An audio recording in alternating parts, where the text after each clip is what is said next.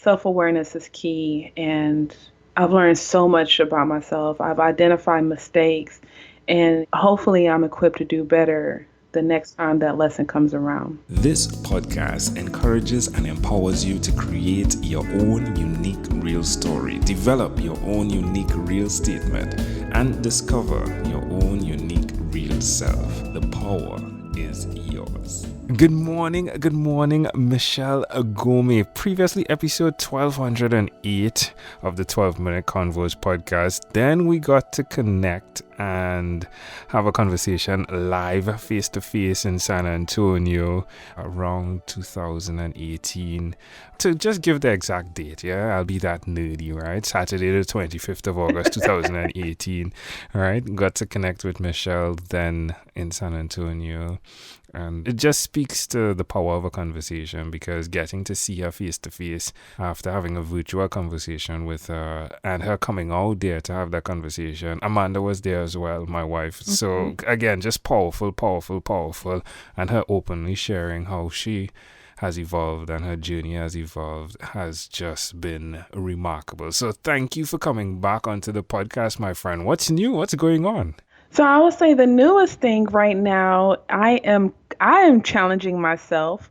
I am on the path of reading 100 books in 100 days. Ooh.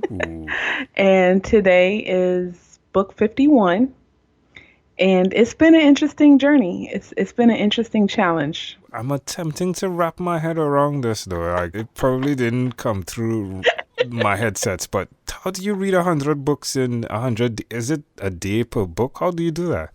Yeah. I'm doing a day per book. I did fall off a little bit on day 38. It was my biggest book at that time, so it took me 2 days. And that was just fairly recently during the Christmas break, so I knew I had that leeway. And then I had a double up last week with a couple of short audio books and short books.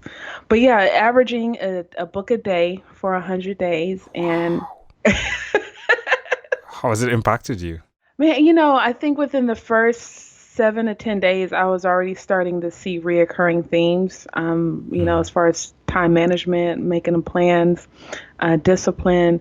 I'm focusing on business books, wealth, mindset. Now, this is recurring themes specifically to you, or recurring themes in the book itself?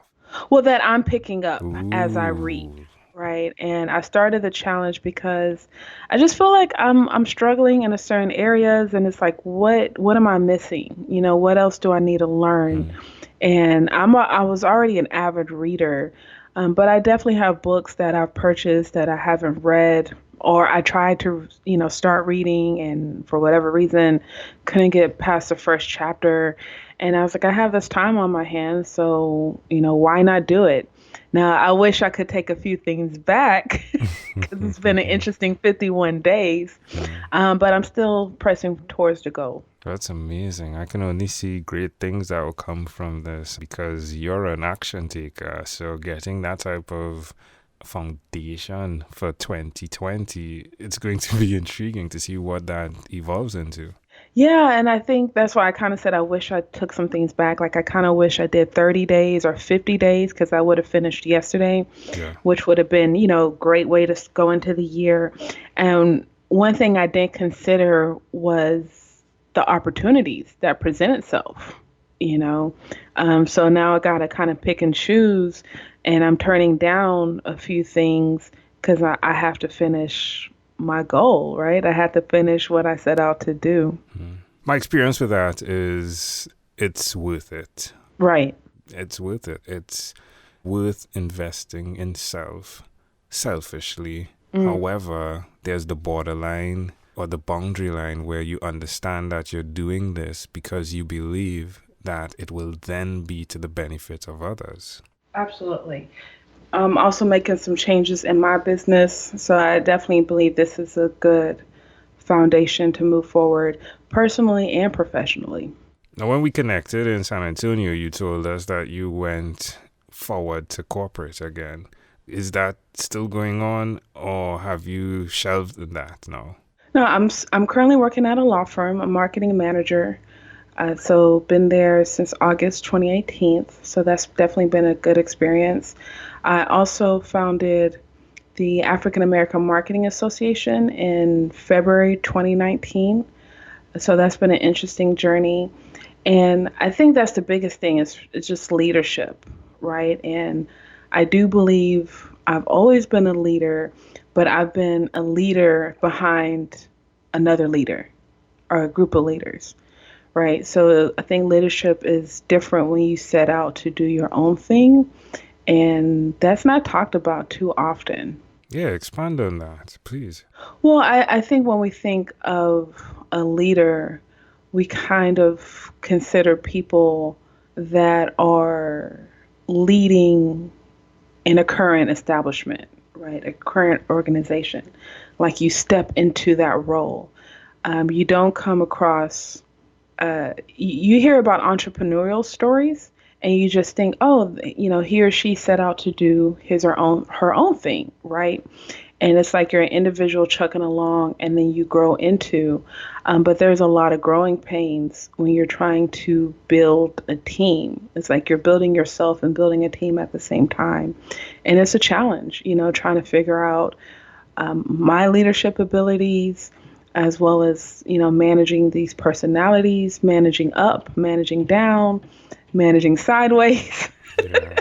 I remember one conference I went to, and that was the title of a chapter, Business is Easy Until People Get Involved. Yeah, especially with the nonprofit, I think, as an entrepreneur, what I say goes, right? Because it's only me, and then maybe a client.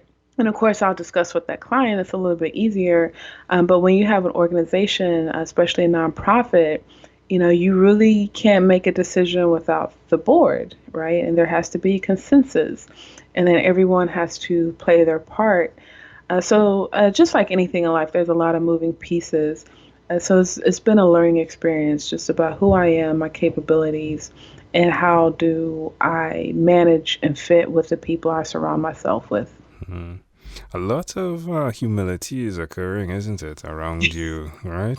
Yeah, it's a humbling. I think anytime you level up and you try to become a better person, it's a humbling experience. And I also believe I believe this more so in relationships, but our intimate relationships, but it can be applied. I think anytime you meet someone, it's a reflection of you and lessons need to be learned. So I try to be very patient when I'm in the present moment and how I handle the person as well as the situation. So is there a spiritual side of Michelle that keeps her grounded in the midst of everything that's occurring? Oh, I have to. But yeah, and look, I definitely have those moments, right? And I can be very honest and transparent. I mean, when we had our launch party in February, I was on high. Like, I don't think I slept for 2 days just out of excitement. Like, I'm that girl. And then it's like, oh, like I needed that moment. But and then on the contradictory side or on the opposite end, it's like, okay, Michelle, what are you doing? Like, how are you going to figure this out? It's addictive, isn't it? That it's a high that goes with the territory that I think is worth it. Oh, absolutely. I wouldn't take it back or replace it at all. Well, again, Michelle, it's such of a grand opportunity. I hear coaches saying all of the time that, yes, I get paid for this, but really the value is hearing the joy that the other person is experiencing. And I can attest to that it feels extremely inspiring to hear your journey and see how it's evolved and to see that you're helping others, but more so to hear that you're reading so many books for this period of time. It's like, usually I would get you back on the podcast every year. Now I'm thinking I need to get back in 50 days to hear exactly how this has transformed you. But can I connect with you? Can I give you a call or message you to find out if everything's okay with you? Yeah, of course. My last day is February 25th. Right. So, and I plan on creating a lot of content around this, and I would be glad to share my experiences regarding these 100 books in 100 days. Yeah, it's amazing. Have you ever heard of anyone that has done that? I have not. It's funny. I was reading one book by Mark Manson, and he read 50 books in 50 days. So I thought that was interesting to learn that while I was reading his book. And I'm sure it's been done. There's, a lot of YouTube videos on YouTube as well as book review products and services that people offer. So I'm sure it can be done. I think this format of life helps identify the signs that then connect to hopefully understanding more about yourself. Would you agree with that? Oh, absolutely. Like self-awareness is key. And I've learned so much about myself. I've identified mistakes. And, part of the lesson and jewel of reading is now that I've identified this mistake in this book, hopefully I'm equipped to do better the next time that lesson comes around. Beautiful. Well, my friend, again, I'm very proud of you. I'm proud of what you're doing, right? It's always a great pleasure to connect with you. Seeing you in San Antonio was just great. Subtracting the heat, though, is something we can always do, right? And it was definitely worth getting over the US and Canada to meet you. That was a really great way to end our trip, right? So I do thank you for passing by. Again, thank you for supporting us as well. And in closing, is there anything else you'd like to share with our amazing audience? Thanks for having me. And you just make sure you and your beautiful family remain a blessing to us all. Love that. Michelle Ngome, again, a pleasure. I treasure. Thank you for being on What is Inspired by 12-Minute Convos with Angel Jones. This podcast is produced by Pod Edits. Visit podedits.com for professional podcast publishing.